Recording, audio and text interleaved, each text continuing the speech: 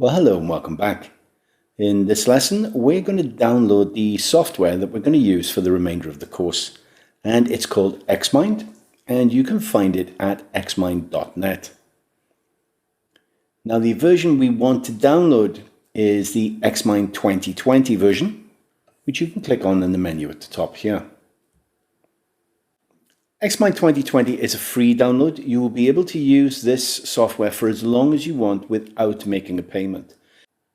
Although from time to time when you log into Xmind, it will show you this subscribe window. However, this is not compulsory. To get past the subscribe window, you can simply close the window that displays that subscribe message and continue to use Xmind in trial version. You don't have to pay for it. So once you get to xmind.net and you've chosen the Xmind 2020 option, simply click Free Download. And once you click that button, you'll be able to download the software to your computer. And then once your software has finished downloading, please simply install it as you would any other piece of software. If you get any pop-ups asking you to give permissions to the software to make changes on your system, for example, then please say yes to those pop-ups.